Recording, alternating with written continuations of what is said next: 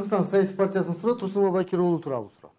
Эми ал силерди биринчи силердин катарыңар эле. Анан кийин 200 миң доллар бербей сураганы мен акчам жок деп чыгып кетти. Тополоң болду. Буга сиздин көз карашыңыз кандай? Сиз өзүңүз акча бердиңизби, бере алдыңызбы? Мен бир тиын акча берген жокмун. Турсунбай ажы кыпкызыл жалган айтты. Бирок Турсунбайга рахмат деп коюш керек. Турсунбай ажы ошо жалганы менен биздин партияга өтө чоң пиар кылып берди. Миллион сомдук пиар жасап берди. Ага анчын рахмат. Мен айтып жүрөм Турсунбайга калпак, чепкен, ат мингизиш керек. Рахмат. Ал мындай болду да. Турсунбайдан сырткары өйдө дагы 4-5 партиянын лидерлери келген. Конок катары. Алар эмнегедир мыйзамды сактап бюллетень алып добуш беришкен эмес. Ошол эле Сариев добуш берген эмес, ошол эле Масалиев добуш берген эмес. Биз конокпуз, биз добуш берген укугубуз жок мыйзам боюнча. Алар жөн эле конок. Кандайдыр бир жол менен Турсунбай бюллетень алып апарып таштаптыр да. Бул жерде биринчи Турсунбайдын өзүнүн кетирген катасы болот. Эмне үчүн ошо катар отурган партиянын лидерлери биз конок болбуз, биз укугубуз жок. Алып тиги мандат алганга деп. Бирок ол ошону жасады. Анан качан бул примерно ушул адамдар партияда болуш керек деген бир тизмени окуганда Турсунбайдын ушул фамилиясы 14-чү жолу окулуп калыптыр. Калгандарын окуган жок. Жөн эле ушунда примерно ушундай болот. Ушуга бекитип коелу, бүттү. БШКга биз тапшырган бир эле тизме бар, эки тизме жок. БШКга барып тапшырган тизмеде Турсунбай жок. Биз алып барып тизмени тапшырганга чейин БШК аралаша албайт мыйзам боюнча. Ал биздин ички ишибиз. Турсунбай ушудан чоң бир пиар жасады. Турсунбайга рахмат. Акырында баары бир жума болсо дагы кармалып, бизди кармап туруп, анан бир жумадан кое беришти. АЖК алдап турду. Эми АЖК алдаганда да катты алдайт экен да. Эмне үчүн ошонун жанында отургандар добуш бербейт дагы, биз конокпуз деп мыйзамды билип. Анан Турсунбай эле барып добуш берип калат. Ал Мадымаров айтты го, техникалык ката менен алып алыптыр. Ага эч ким берген эмес. Ошол жерде отургандар, мисалы үчүн Темир Сариев деле мен деле окудуң эле деп эмнеге чыргылган жок. Себеби алар мындай маданияттуулукту көрсөтүп, биз туура конок элек, биз кандайдыр бир макулдашып келише албай калдык, кетип калдык деди. Ошол. Сизге бир жөнөкөй суроо берип көрсөм, сиз акыркы жолу лидериңиз Адакан Мадымаровго качан каршы чыктыңыз эле? Ага анын Бакиев учурунда иштеген, жогорку кеңештин спикери болду, мамлекеттик катчы болду, учурунда Тажикстан менен болгон чек ара маселесинде аралашкан. Акыркы коронавирус жок деп, бул саясат деп дагы маска тагып чыгып алды. Ошол нерселерге эске алып, ага толук кандуу сиз өзүңүз ишене аласызбы? Өзүңүздүн лидериңизге. Качан ага карама каршы бир сөз айттыңыз, пикир айттыңыз? Мындай да. Мадымаровго жасалган каршы пиардын бардыгы жалган. Спикер болгон эмеспи? Жок, спикер болгон. Мен анын жөнүндө айткан жокмун. Эми кызмат иштеген болсо, ар кандай кызматтарды иштеген. Бирок мындай да. Эмнеге Мадымаров ошол маалда мамлекетти оңдогон эмес, өзгөрткөн эмес дейт. Спикердин ондой укугу жок да мамлекетти өзгөртө турганчы. Мадымаров иштеп турганда президент башкар болгон. Ролду эч ким берген эмес, мамлекетти башкар бияка бур депчи. Мен мындай жөнөкөй пример менен түшүндүрүп келатам. Бийликтин ичинде жүрбөдү беле Мадымаров дейт. Ооба, жүргөн. Машинада баратып, машинанын ичинде сен кошо кетип атсаң, машина оодарылып кетсе, сен да күнөөлүү болосуң. Эмнеге дейт? Машинанын ичинде кетип атпайсыңбы сен дагы? Деп машинаны айдаган жокмун дейт. Мадымаров машинаны айдай элек. Ушул машина туура эмес кетип баратат деп 2 жол мандатын тапшырып чыгып кеткен. Мынандай айтайлычы. Бул соцсетте жазылган ушактардын баардыгын айта берсекчи, талкуу кыла берсек. Анда бул бүтпөй калат. Жок, сиз өзүңүз бир кандайдыр каршы сөз айттыңызбы? Эмнеге мен каршы сөз айтам, эгерде ал каршы иш кылбаса? Коронавирус мисалы үчүн жок деп айтты, анан кайра. Коронавирус деп жок деп 4 ай мурда айткан.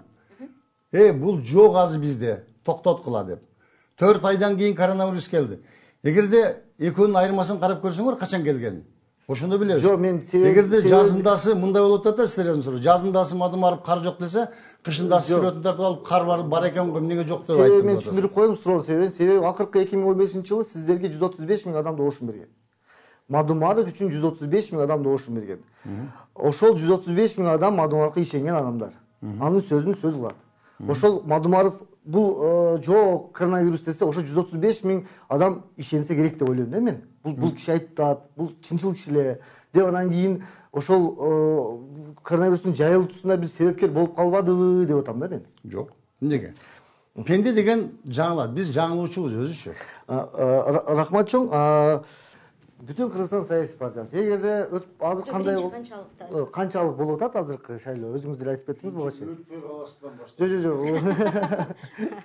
Азыр кандай болуп атат? Анан эгерде кокус болбой калса эмне кыласыздар?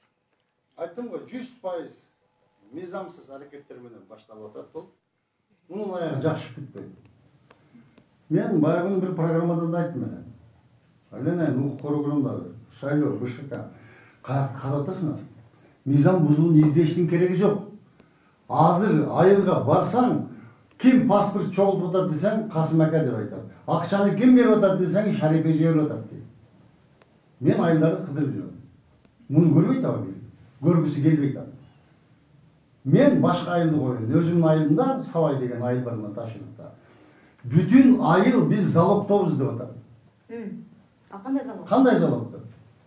Бизди сатып алган. Биз мекеним Кыргызстандан башка бир да партияны шайлай албайбыз. Бир да партиянын плакатын илбейбиз. Биз залогтобуз ака. Бүтүндөгү айыл. Бул кандай деген нерсе болду? Соцсеттерден көрүп атасыңар. Мекеним Кыргызстан үчүн акча таштап коймон экен, таратып атам. Кантта, тиякта, Бишкекте, биякта. Көрүп атабыз деп, көрбөй туруп, көрбөдүм деп кантип айтабыз анычы? Айтып атам го, бүгүнкүдөй акча таратуу болуп көргөн эмес. Мунун жыйынтыгы жакшы менен бүткөн. Эмне кыласыңар эгер өтпөй калсаңар? Бизби?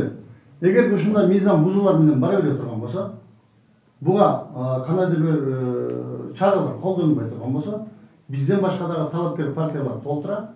Бүгүн бийлик от менен ойноп атат. Себеби муну кече биздин бүтүн Кыргызстандын сотко келип каршылаш жүргөн партиялар, Чоң Казак, СДБК, Реформа, кайсы партиялардын келип кошулуп кеткени далилдери. Алар эч ким чакырган жок. Алар бу жерде мыйзамсыз болуп атат. Бүтүн Кыргызстан сөзсүз барыш керек деген чоң бир урам менен келди. 2,5 мың 3 мың адам өзү эле келип калды.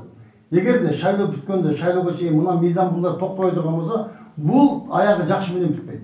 Бүтүн Кыргызстан программасында, партиянын программасында мамлекеттин президенти эл тарабынан түз шайланып жана ошол эле мезгилде кыргыз өкмөтүнүн жетектөөсү керек.